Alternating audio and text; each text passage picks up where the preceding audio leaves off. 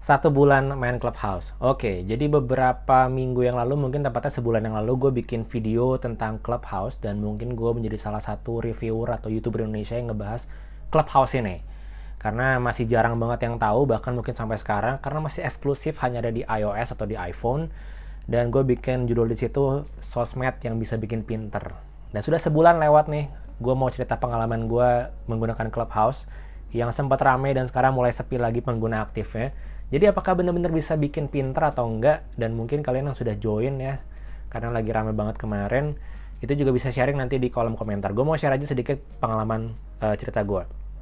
Jadi gue join Clubhouse pertama itu tahun ini sih. Maksudnya tanggal 1 Februari, tepat tanggal 1. Dan seminggu pertama di Clubhouse itu masih sedikit banget, masih jarang banget ada orang Indonesia yang tinggal di Indonesia yang pakai Clubhouse. Jadi banyakkan itu temen gue yang tinggal di Jepang atau tinggal di luar negeri. Karena mungkin belum masuk ke Indonesia dan beritanya juga masih sedikit banget. Baru viral itu di minggu-minggu setelahnya. Nanti gue cerita lagi. Jadi room yang gue temukan di timeline gue itu adalah room-room yang dibikin sama teman gue pastinya, dan juga yang relate sama interest kita. Karena ketika kita join itu nanti kan disuruh milih interest topiknya apa. Jadi topik-topik yang berkaitan dengan musik mungkin yang gue pilih waktu itu, dengan olahraga juga, dengan entertainment, dengan bisnis dan lain-lain, itu yang muncul. Tapi room-room itu biasanya yang ngebahas adalah orang luar. Jadi pakai bahasa Inggris atau mungkin ada bahasa Jepang banyaknya ketika itu. Jadi gue masih belum menikmati banget lah kayak Clubhouse. Nah, gue inget banget tanggal 10, 11, sampai 12 itu mulai rame karena ada mantan Menteri Pariwisata kita yaitu Wisnu Tama Kusubandio itu masuk ke Clubhouse dan bikin room di situ bersama jurnalis senior Prabu Revolusi. Awalnya mungkin kayak iseng-iseng aja gitu. Lalu mulai keesokan harinya mulai bikin lagi rame atau bikin room lagi dan rame juga yang nonton. Jadi mulai ketahuan nih orang-orang Indonesia yang udah join Clubhouse itu siapa aja, dan akhirnya saling connect satu sama lain di situ. Nah, itu kan lagi Imlek tuh ya, lagi Imlek sampai ke Valentine di situ. Intinya lagi momen holiday, lagi long weekend dan lagi period, lagi seasonal inilah, lagi liburan orang-orang, jadi mungkin banyak bisa akses ke device mereka atau ke iPhone mereka masing-masing.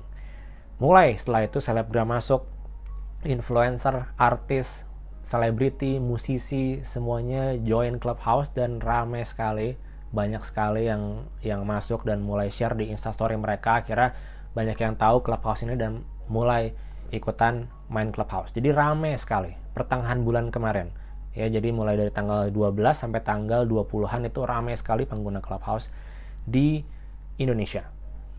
Roomnya macam-macam, ada yang ngebahas tentang investasi, ngebahas saham, ngebahas tentang hiburan aja, tentang musik juga ada pastinya, atau mungkin yang ringan-ringan kayak tebak-tebakan atau bercanda-bercandaan aja, topik-topik ringan sampai topik-topik berat kayak misalnya perselingkuhan, ya, lalu parenting, lalu misalnya mental health issue, atau misalnya tentang pekerjaan dan lain-lain, career path, character development dan macam-macam, itu semuanya bisa ditemukan di Clubhouse. Pokoknya banyak banget variasi kategori yang bisa kita masukin roomnya dan bebas-bebas aja karena nggak ada yang dikunci ya kan, dan semuanya masih gratis. Itu yang gue temuin. Begitu ramainya Clubhouse di minggu kedua dan minggu ketiga Februari. Tapi mulai minggu terakhir Februari sampai awal Maret ini itu mulai sepi. Bahkan kalau gue ngecek Google Trend, itu interest ke Clubhouse sudah turun banget di Indonesia. Jadi udah grafiknya tuh kayak, wah naik gitu ya, udah gitu turun lagi. Intinya ya FOMO, ya, fear of missing out. Ini masih banyak terjadi di masyarakat kita, mayoritas kita masih seperti itu gitu kan. Yang penting rame dulu karena orang banyak ikutan. Yang penting ikutan dulu karena lagi rame, yang lagi viral segala macam, tapi mungkin gak bertahan lama atau ngerasa gak nyaman dengan Clubhouse ini karena harus ngomong, nanti dinaikin ke atas sebagai speaker, atau harus bikin room, harus aktif, dan lain-lain segala macam. Bahkan luar biasanya efek Clubhouse ini katanya bisa sampai meningkatkan penjualan iPhone bekas. Ya, ada yang rela sampai beli iPhone bekas, beli iPad bekas, demi bisa main Clubhouse. Dan yang lebih gilanya lagi adalah, kan ini untuk masuk ke Clubhouse itu harus pakai invitation ya. Jadi invitation ini harus orang yang invite dan punya nomor handphonenya. Dan invitation ini dijual men. Jadi ada yang jual di e-commerce, ada yang jual di Tokopedia, gue lihat harganya dari 300 ribuan sampai 500 ribu. gitu, sampai viral banget, gila, invitationnya aja dijual gitu, saking orang nyari untungnya, lagi hype banget gitu kan. Gue nggak habis pikir sih. Dan banyak juga yang minta invite ke gue, karena gue di video yang sebelumnya tentang Clubhouse itu gue bilang kalau ada yang mau join silahkan DM aja ke Instagram gue dengan syarat follow IG gue, gratis toh, follow IG, dan gue akan langsung masukin kalian. Gue minta nomor handphone kalian, gue invite, setelah itu nomornya akan gue hapus, nggak akan gue apa-apain, jadi aman nomor kaliannya. Gue udah nggak tahu, udah lupa gitu. Mungkin ada 10-11 orang yang minta invite ke gue ketika itu sampai sekarang ini. Jadi kalau masih ada yang mau minta di invite ke Clubhouse, silakan DM ke Instagram gue aja dengan syarat silakan follow Instagram gue dulu. Tapi gue sama sekali tidak meminta bayaran, karena ini semua gratis. Jadi gue sangat tidak setuju dengan orang yang menguangkan invitation si Clubhouse ini gitu. Lalu juga yang menarik adalah ketika awal-awal gue masuk Clubhouse, itu kan mulai ketemu banyak orang Indonesia juga nih. Tapi yang gue temukan di bio-nya itu kayaknya serius-serius banget. Antara orang kerja di startup, berkaitan dengan IT, berkaitan dengan marketing, lalu posisinya sudah C-level manajerial ya, di sebuah perusahaan yang besar gitu. Biasanya CEO, biasanya co-founder, ya kan, owner of something gitu. Pokoknya berkelas lah, keren gitu. Pengen menunjukkan bahwa ya ini gue sekarang gitu. Itu yang gue temukan di Clubhouse awal-awal ya. Semua bio-nya tuh kayak gitu, product manager, lalu misalnya vice president of apa gitu. Sedangkan gue belum menemukan, gue belum nge-invention apa-apa. Gue bukan CEO sebuah perusahaan, gue bukan kayak owner of sebuah perusahaan small business gitu, small business ownership tuh gue bukan gitu. Jadi ya gue tulis apa aja yang gue suka di bio. Tapi mungkin bio itu bisa menggambarkan seseorang, karena di Clubhouse ini nggak ada, kita nggak bisa naruh gambar ya kan, kita nggak bisa naruh video, orang nggak tahu personalnya kita seperti apa. Tapi memang bisa ngasih 2 link di situ, yaitu link Instagram dan juga Twitter. Jadi mungkin kalau mau ngelihat secara visual seperti apa, bisa lihat ke Instagram. Kalau pengen lihat personalitinya, sering ngoceh-ngoceh tentang apa, mungkin bisa ke Twitter. Tapi kita bisa nggak nulis juga sih di situ. Jadi mungkin itu ya, gue ngelihatnya Clubhouse tuh udah kayak LinkedIn. Jadi udah kayak CV-nya dimasukin semua gitu. Pernah tinggal di sini, pernah ini, ya nggak ada salahnya juga. Cuman awalnya gue heran aja kenapa itu menjadi sebuah standar gitu ya. Menulis bio di Clubhouse itu harus kita menjual diri kita. Achievement kita apa gitu kan, kuliah di mana, kerja posisinya apa dan di mana. Ya mungkin seperti itu standarnya. Jadi gue ya sedikit banyak ngikutin juga gitu. Cuman mungkin jadi banyak yang minder, gue juga termasuk minder gitu ya. Wah gila nih, lebih muda dari gue tapi udah kayak vice president posisinya, atau udah CEO segala macam, ya keren aja gitu kelihatannya. Nah gue juga mau ngebahas mulai menurun nih. Akhir bulan kemarin tuh udah menurun ya. Biasanya waktu pertengahan bulan Februari kemarin gue ngelihat kalau gue online itu malam, yang teman-teman gue yang online itu bisa sampai 20-30 orang di saat yang bersamaan. Ya itu malam loh, udah prime time-nya Clubhouse, di atas jam 9 gitu, jam 9 jam 10 kan mereka rata-rata ada yang sampai begadang, pokoknya jam tidurnya rusak gara-gara Clubhouse. Itu sempat rame banget. Jadi kalau malam itu yang online 20-30 orang, tapi akhir-akhir ini gue ngeliat kayak cuma 10, cuma 12 orang gitu. Gue nge-follow lumayan banyak, kayak 200 gitu. Dan mereka ini biasanya kayak kebanyakan juga aktif, tapi mulai akhir-akhir ini kayak udah jarang online, udah segala macem gitu ya. Gue nggak tahu alasannya apa. Gue juga sendiri nggak sesering dulu untuk online Clubhouse. Bahkan kalau gue masuk Clubhouse itu gue biasanya dengerin, jadi gue nge-follow ada beberapa akun musik. Jadi gue dengerin masuk satu room ada Night Tempo namanya, dia sering bawain lagu-lagu city pop Jepang gitu. Jadi gue dengerin karena gue seneng sama city pop ya.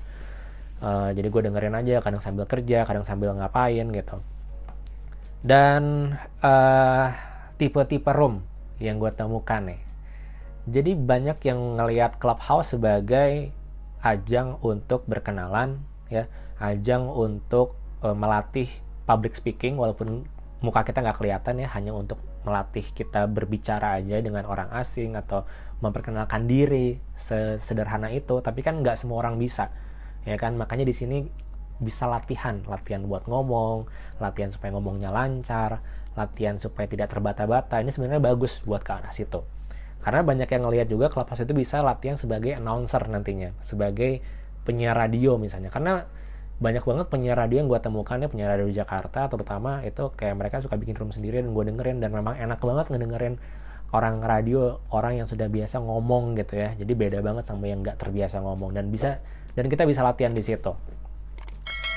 Jadi ada yang berupa radio, ada yang sharing misalnya, yang sharing topik-topik berat, politik segala macam, bahkan udah ada klubnya sekarang politik Indonesia. Lalu juga ada silent room.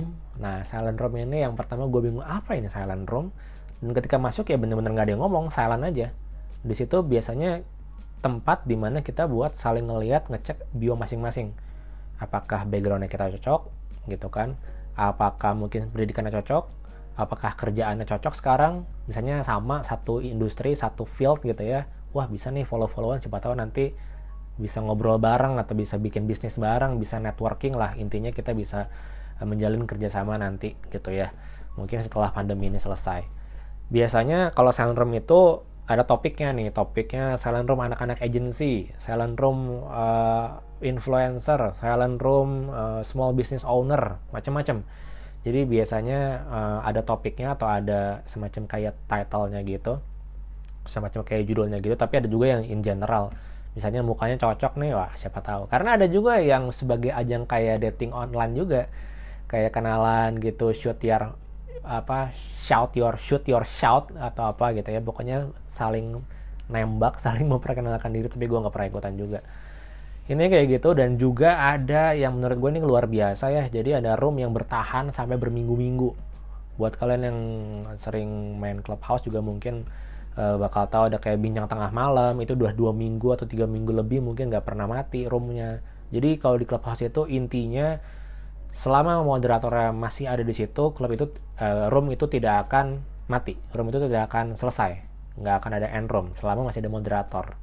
Jadi ya intinya banyak yang seperti itu berlanjut sampai besoknya, ada satpamnya ya kan, ada juga yang rest area segala macam, ada juga yang macam-macam lah jenis-jenis room itu.